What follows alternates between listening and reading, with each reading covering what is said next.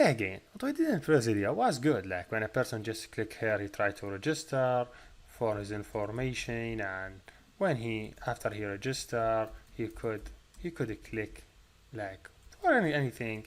Then he select image, and we will be able to register the information in the database. But if you see, the user don't see anything. I have to disable this button, so the user wasn't able to do any more process again, and here now we are progressing something.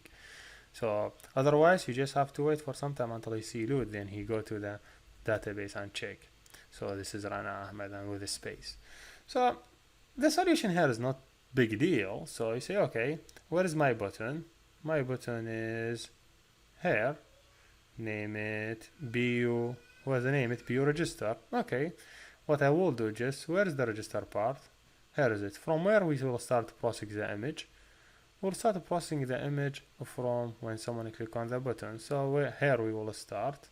Not here. From the button click. Where is it? Where is it button? This is the button register. So from here I say, hey, do it. Enable. I just don't allow anyone to do enable. Is enable. I make the call false. I just disable it, so no one could do anything with it. So when I complete my process, I just remake it enable, so I will be able to use it again. So when I'm done, what I have to done. So where is the progress? Here's the progress. Here's the progress. I don't want him to be enabled when it's finished. I want it to be enabled if he wasn't success. So if he wasn't success, I will make it enable, so he will be able to log in again. Or so if there's any fail error happen, I would say here will be fine.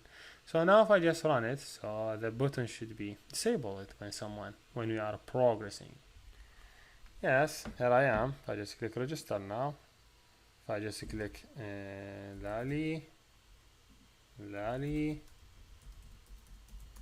then some password, picture for Lali, select that picture, then boom, everything disabled. I cannot click anything until he will complete the process. You have to or say he show us takes like progressing or whatever. Then when he complete anything, he will move us to the second page.